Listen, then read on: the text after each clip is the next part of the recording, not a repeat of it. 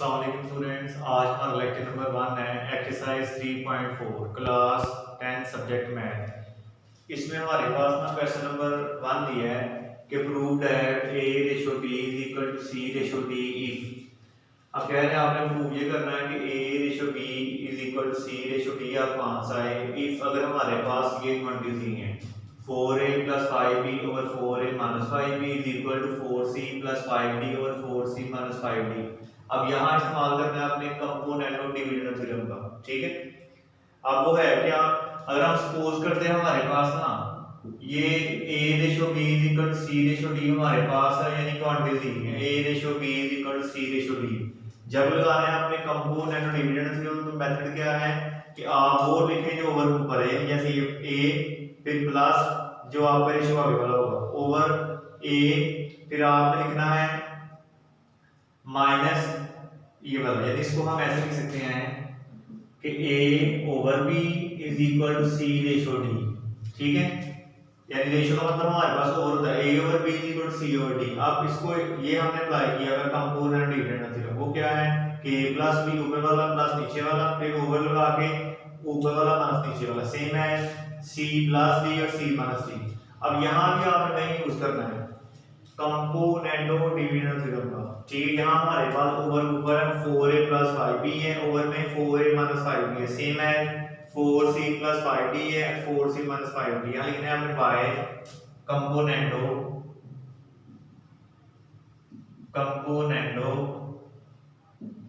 Dividend theorem. तो यहाँ आएगा 4a प्लस 5b प्लस जो नीचे वाली है 4a minus 5b over 4a plus 5b minus 4a minus 5b, यानी ऊपर प्लस नीचे को माइनस आना है। इसी तरह यहाँ भी 4c plus 5d plus 4c minus 5d over, फिर ऊपर लिखनी है आपने 4c प्लस 5d फिर माइनस 4c माइनस 5d। अब यहाँ से हम ब्रैकेट को रिमूव करते हैं 4a प्लस 5b, बाहर चूंकि प्लस है अंदर साइन चेंज आपका नहीं वही रहेंगे, plus 4a minus 5b over 4a plus 5b, बाहर चूंकि नेगेटिव है तो अंदर वाले साइन हमारे चेंज होंगे, प्लस से हो जाएगा माइनस 4a, ये माइनस है आपका प्लस हो जाएगा। सेम है यहाँ पे अप्लाई करते हैं 4c plus 5b plus 4c minus 5b, 4c plus 5d, बाहर जो नेगेटिव है अंदर में साइन चेंज हो जाएगी, प्लस है माइनस हो जाएगा, ये माइनस है आपका प्लस हो जाएगा, ठीक है। अब यहाँ से हमारे पास वो टर्म कैंसिल होंगे और ऊपर सेम है, जैसे एक में पॉजिटिव में नेगेटिव हो, plus 5b minus 5b cancel, plus 4a minus 4a cancel, plus 5d minus 5d cancel, plus 4c minus 4c cancel. अब 4 में 4 को प्लस करेंगे तो आएगा 8a ओवर 5 में 5 को प्लस करेंगे तो आएगा 10b is equal to 4c में 4c, यानी कोएफिशिएंट को हम प्लस करते हैं, 4 में 4 ऐड करेंगे तो आपका 8c आ जाएगा। अब नीचे 5 और 5 इनको प्लस करेंगे तो आपका, यानी कोएफिशिएंट को प्लस करते हैं जो आपका वेरिएबल है या पावर है सेम रहती है, 5 और 5 10 d हो जाएगा। अब यहाँ से आपने a और b यहाँ रखना है ना, जो आपने प्रूव करना है, तो यहाँ 8 ओवर 10, 10 आपका यहाँ डिवाइड है वहाँ मल्टीप्लाई हो जाएगा, 10 या 8 यहाँ मल्टीप्लाई वहाँ डिवाइड होगा तो आएगा a over b is equal to 8c 10d multiply by, ये 10 आपका यहाँ आपका डिवाइड था वहाँ मल्टीप्लाई हो गया, यहाँ 8 आपका मल्टीप्लाई है तो डिवाइड हो जाएगा। अब 8 1 जा 8 1 जा 10 1 जा 10 1 जा तो आएगा a over b is equal to c over d, c 1 जा c के नीचे d 1 जा d। अब ओवर का मतलब हमारे पास रेशो होता है a ratio b is equal to c ratio d, तो ये आपका प्रूव हो गया है। उसके बाद थर्ड वाला क्वेश्चन है कि ac का स्क्वायर प्लस bd का स्क्वायर ओवर ए सी की पावर 2 माइनस बी डी की पावर 2 इज इक्वल टू सी की पावर 3 प्लस डी की पावर 3 ओवर सी की पावर 3 माइनस डी की पावर 3। अब यहां अप्लाई करेंगे बाय कंपोनेंडो डिविडेंडो थ्योरम। तो यहाँ जी ए सी का स्क्वायर प्लस बी डी का स्क्वायर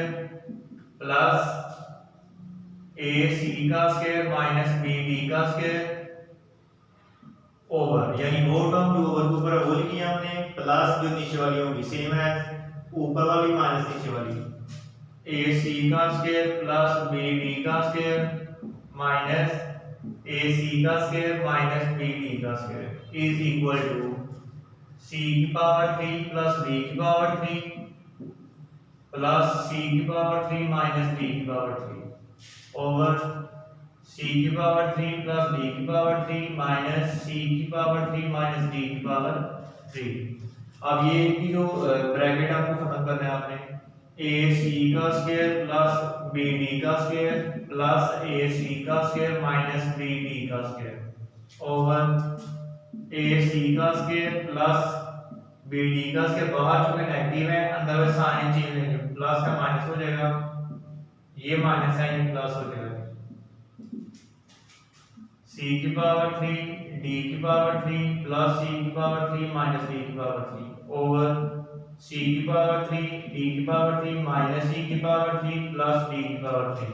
अब यहां से आपकी वो टर्म्स कैंसिल होंगी पॉजिटिव नेगेटिव, प्लस डी का स्क्वायर माइनस डी का स्क्वायर कैंसिल। अब यहाँ प्लस ए सी का स्क्वायर माइनस ए सी का स्क्वायर, अब ये मान कोएफिशिएंट और मान ये दोनों सेम है ना, यहाँ भी ए सी की पावर 2 यहाँ भी ए सी की पावर 2 तो आएगा 2ac की पावर 2 ओवर, अब यहाँ नीचे मान हमारे पास ये वाला कोएफिशिएंट मान ये वाला, यहाँ पे bd का स्क्वायर है bd का स्क्वायर लाइक हमने पाएगा 2bd का स्क्वायर इज इक्वल टू, अब प्लस d की पावर 3 माइनस d की पावर 3 प्लस c की पावर 3 माइनस c की पावर 3, तो वन ये वाला कोएफिशिएंट वन ये वाला तो आएगा 2c की पावर 3 और नीचे आएगा 2d की पावर 3। अब यहां से 2 कैंसिल, यहां भी 2 और 2 कैंसिल, ठीक है, तो बाकी आएगा ac का स्क्वायर ओवर bd का square is equal to c की पावर 3 और d की पावर 3। अब यहां आपने a और b रखना है, बाकी c का स्क्वायर ओवर d का, इसको वहां मूव कर लेंगे, यहां पर d का स्क्वायर